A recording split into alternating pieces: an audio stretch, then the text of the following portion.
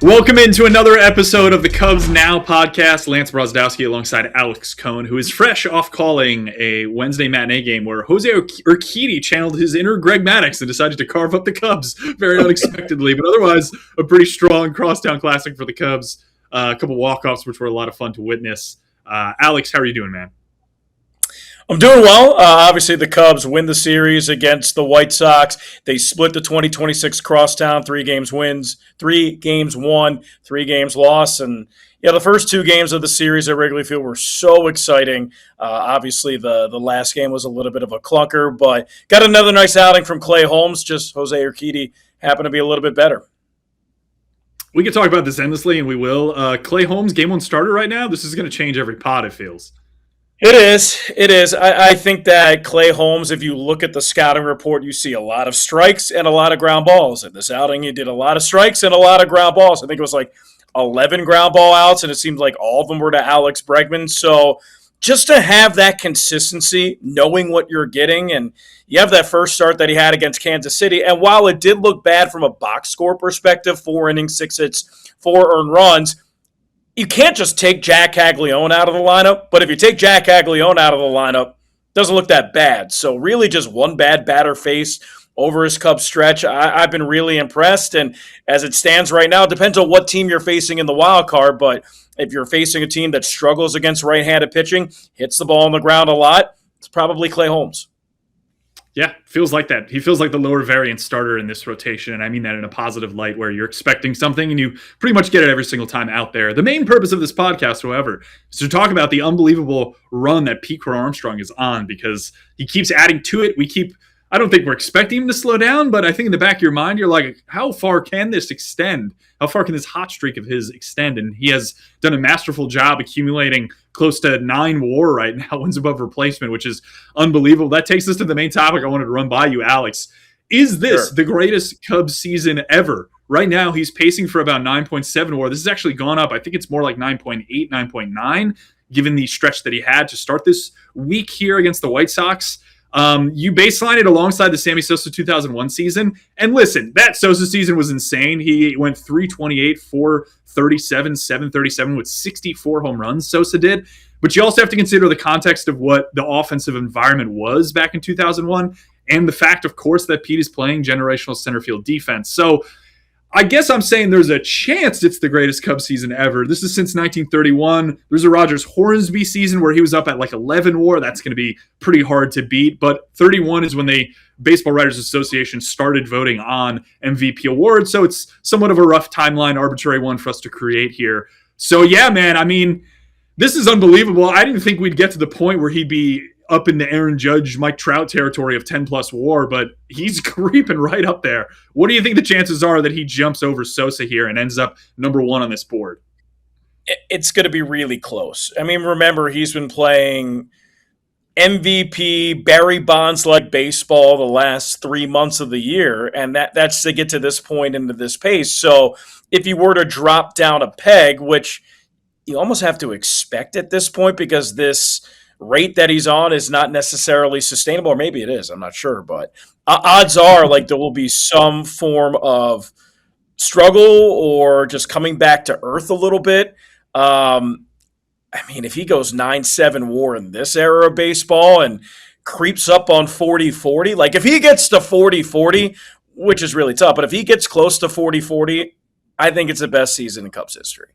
But he would have to continue this pace. I mean, remember, we're like 77% into the season. So there's another really important 23% when you have 7 games against Milwaukee and you're kind of, in the midst of a playoff hunt and a divisional hunt. And if he struggles during that, it's not.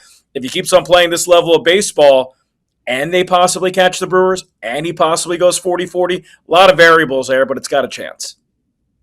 I agree with you. Yeah, he's pacing right now just because of the defensive side to get to this 9.7, 9.9 area. Shohei Ohtani's going to get into like the mid-8s if he basically throws maybe another 3 games is what the expectation is per some of the projection outlets out there. But that MVP race is going to be fascinating. And I do think MVP is heavily defined by the numbers a lot of the time, but the concept of value is somewhat ambiguous to the point where I'm cool if people kind of go off the WAR numbers and select a guy they think is more valuable. Ohtani is a unicorn. So if people want to throw Ohtani like a word to, I could see voting for Ohtani over Pete.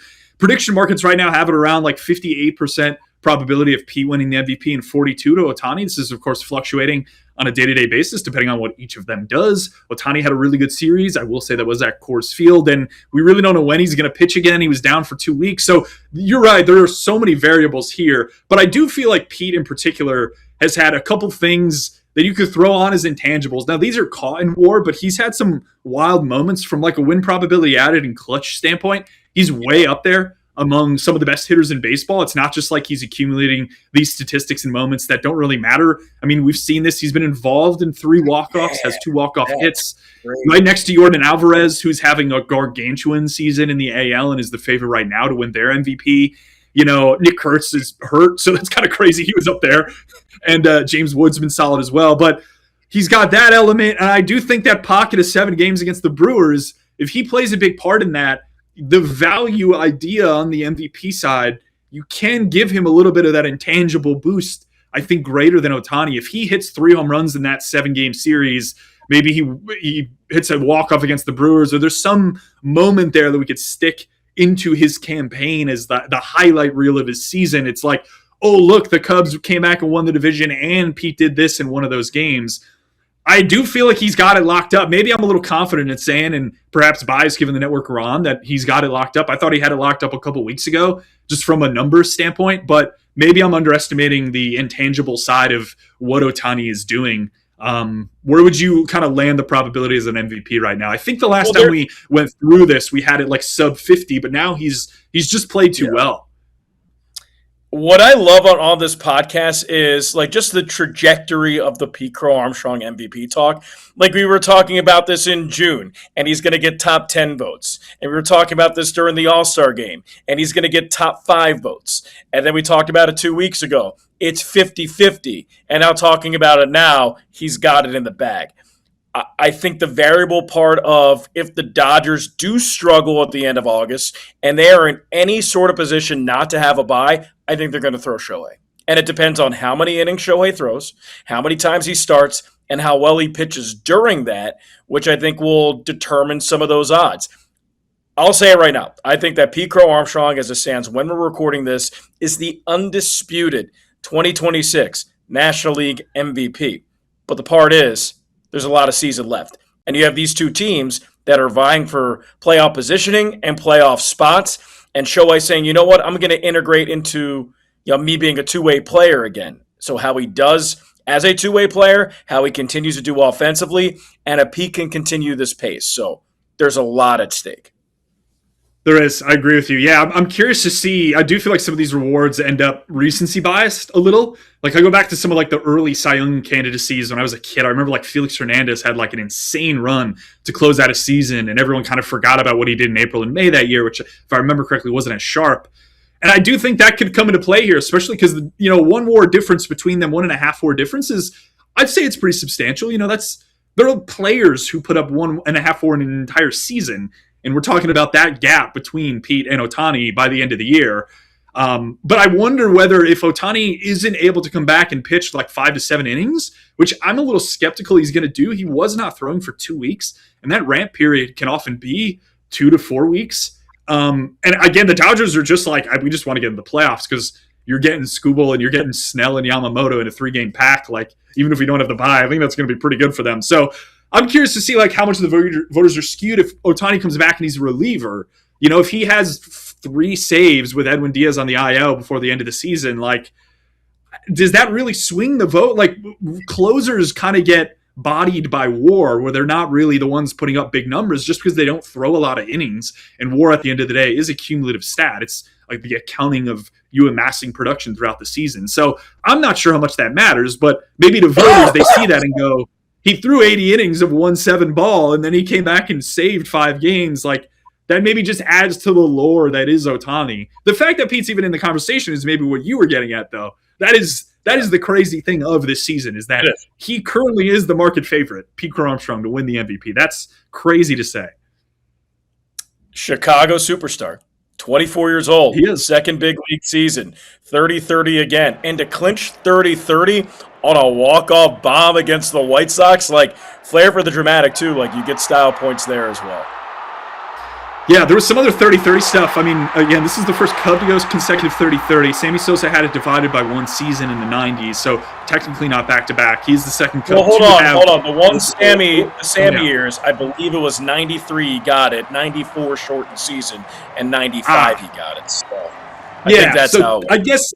I guess we could call that back-to-back. It's like half back-to-back. Technically not back-to-back, but in a way, with the shortened season was kind of back-to-back. Here's the multiple 30-30 seasons board through age 24. You got Pete Crow-Armstrong, Julio Rodriguez, and Bobby Witt Jr. I mean, yeah, I think that's who he's going to be in the conversations with over the next, 5 to 6 years of these guys' careers as they go through their primes. Again, the prime for an average player in Major League Baseball on the offensive side is usually about like age 27 to 28-ish, 29. You have some guys peak as well. So it's crazy to think that we're not running into like the best Pete season.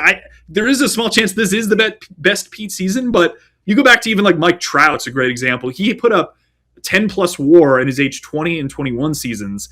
And then he was also just an incredible player for the next 7 years, So like we could run into a similar situation with Pete where like this is the apex, but he puts up 9 to 10 WAR for the next couple seasons. And you're like, he's amassing crazy amounts of production and accolades and everything that similar to Mike Trout and some other guys have done. So I just think it's fun to think about how this season will be remembered alongside the fact that the Cubs have this guy for a very long time beyond the season, Alex. I don't know if you know this, but that is perhaps better than this season being so amazing.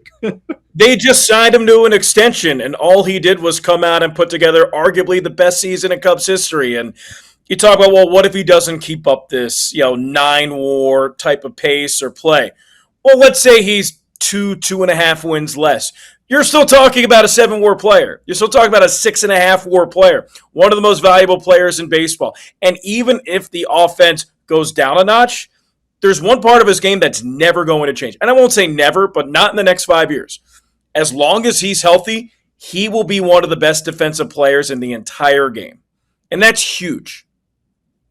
Yeah, I agree with you, man. I mean, I think that's the key thing is you look at a lot of these other Cubs hitters in terms of what they accumulate from a WAR standpoint. Like Alex Bregman's going to get to 4.5-ish WAR. There's other guys who are going to get to like the 4 to 5 WAR window. Dansby Swanson was on pace for that. A lot of those guys are doing it through defense. Like defense is a component of specifically Fangraphs WAR in terms of how they calculate it that really can drive your production up. Like the floor on a Pete projection next year, I don't think there's going to be a model that sees him under like 6.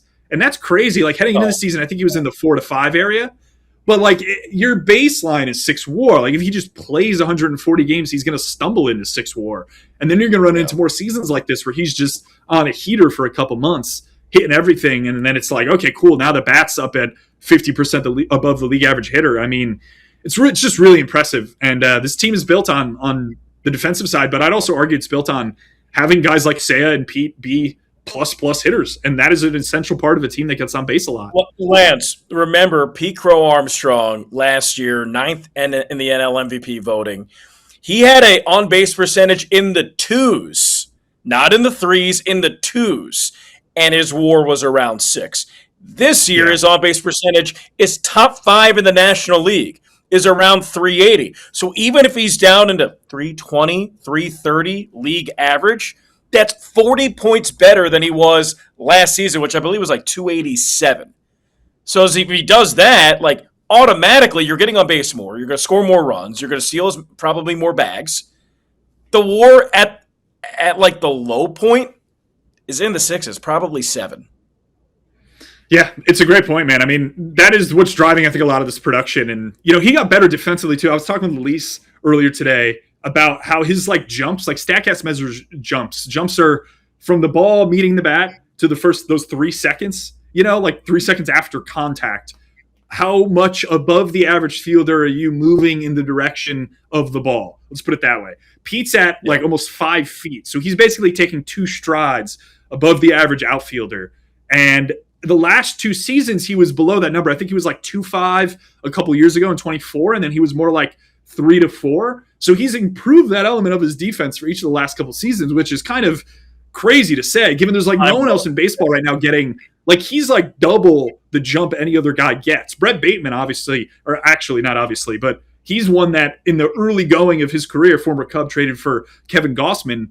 He's one that is showing an incredible ability to read the ball in this way, have these jumps. And that's already popping. Again, small sample there. We'll see where it goes. But, there's no one in baseball with the jumps that Pete has. And I think all the things he's improved simultaneously is really the underlying point that stuns me the most. It's like the defense and the on base and the pop and it all coming together. Like if he did each of these things over the next 3 years, you'd be like, heck yeah, sign me up. Like you're telling me 27-year-old Pete Crow-Armstrong is a 10-WAR player? Like that is the greatest thing I've ever heard. And he's doing it at age 24. It's just, we could talk every pod about this, and I just felt like we needed to take a good chunk here to recognize the feats he's accomplished. Yeah, deservingly so. I'm sure we will talk about it for a while, but what he's done, did during the White Sox series, what he's done over the last 100 games, and what he's done this year in his second full big league season is, man, take advantage of it, appreciate it. Doesn't happen a lot. So. Not at all. Congrats to Pete on an incredible year, and hopefully one that continues deep into October here, which we will be covering. And I'm sure we're going to have another 15-minute block at some point on this podcast where we talk through everything Pete Crow-Armstrong's doing. And I can't wait to reflect on that and more of the MVP race. We're going to take a quick break. After that, we will take a look at some of the injury news, a lot of injury news with this Cubs team, and a couple other nuggets from the recent days of Cubs baseball. We'll be right back.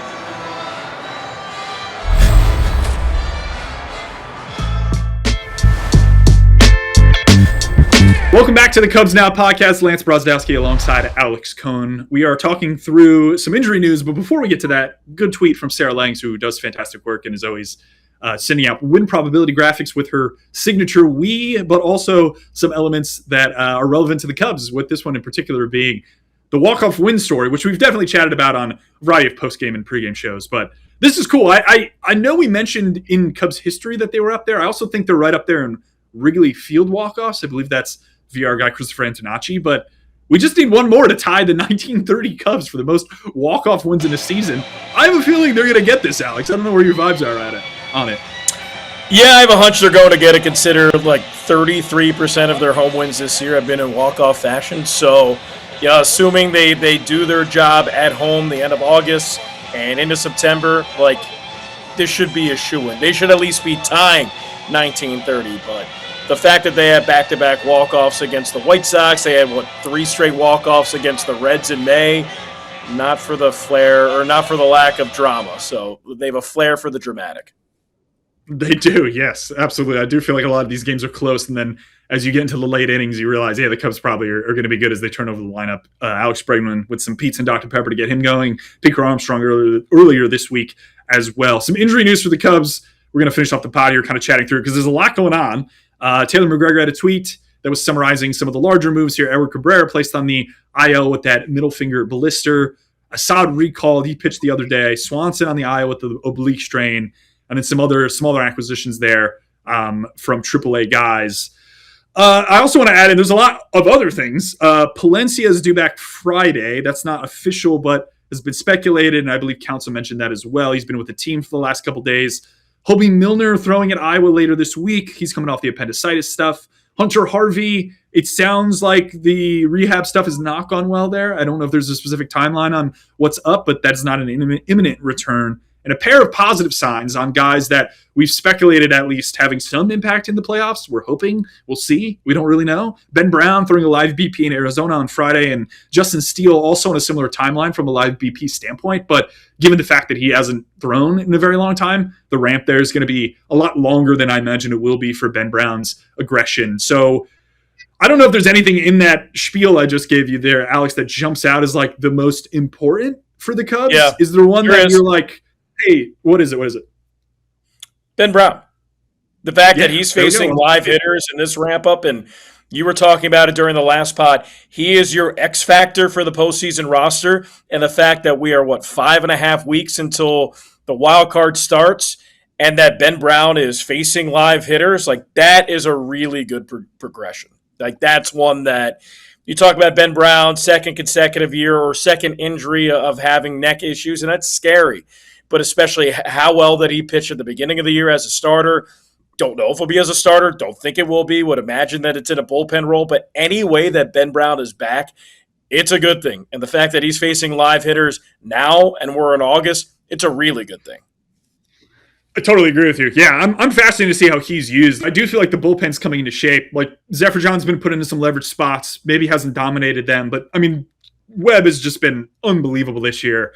I feel like he's the de facto closer. Yeah, Palencia coming back as we mentioned, but I do feel like Ben Brown is the X factor. And the reason I mentioned this on prior pods as well is just this Cub team right now is 24th in baseball from a strikeout rate standpoint. They just don't miss a lot of bats. And I know Ben Brown's strikeout rate wasn't astronomical when he was pitching, but when he was in the pen, you go back to last year, he was up around 30%.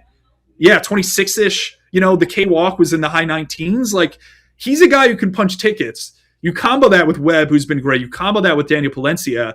And yeah, maybe it's a little righty heavy. I would argue like the shape of Ben Brown's curveball is somewhat platoon neutral. Webb's changeup allows him to be platoon neutral as well. And with Hobie back, you do have like the de facto, let me make the lefty hitter uncomfortable. But I like the angle the Cubs are taking where you're just like, listen, I think Webb, Palencia, and Brown are going to be the best arms in the back end of the bullpen come the end of September. And maybe that's not exactly what you wanted at the beginning of the season, but I do think it takes a little pressure off Zephyr John. Maybe he looks amazing in September and then he becomes a part of this equation I'm talking about. I always think back to that Royals team of, let's see if I can get this right, Wade Davis, Greg Holland, and Kelvin Escobar. Kelvin Herrera. It was Kelvin Herrera. It's Herrera, excuse me. Yes, good Kelvin call. Herrera. That's when I think of. There was also the Braves pen of a while back who got the nickname sit down, shut up, go home. It was like a Flaherty, Kimbrel, and someone else I'm missing.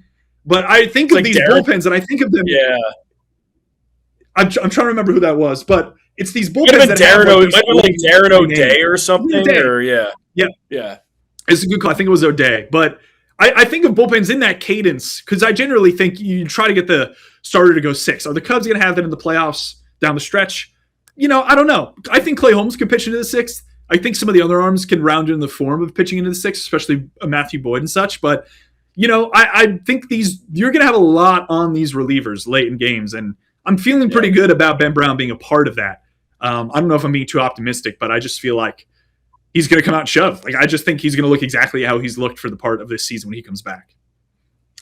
That's the hope. First of all, I'm trying to figure out shut up, sit down, good night. How are you saying shut up and good night in this? And just not very nice. It's like I wouldn't put it's a mean bullpen.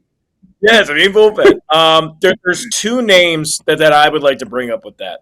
One of them is Edward Cabrera, because if he comes back, Cubs have already said that he'll be coming back in shorter inning increments. And anytime you can incorporate a 99 to 100 mile per hour fastball and a 95 mile per hour changeup into the fold, I know Edward Cabrera has been disappointing in his first year as a Cub, but to add that into the fold will be interesting because they don't have that much velo. And then Shelby Miller, you know, a guy who they signed primarily for 2027, but he's ramping back up. He's starting his major league rehabs, and apparently via some data, he's looking tremendous. So those are 2 names I want to watch out for too.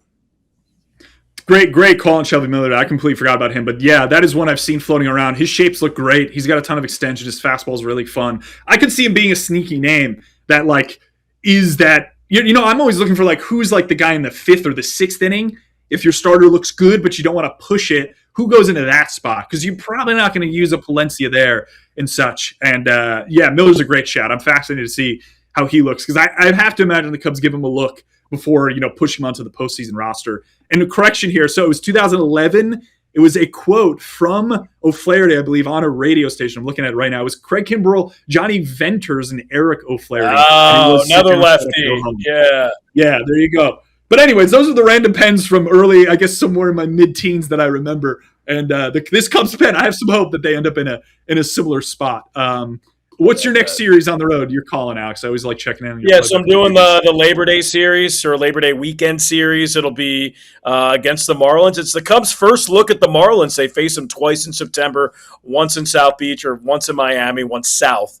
And then up here. And it's a Marlins team that actually has a good amount of starting pitching, and they've overperformed from a position player standpoint.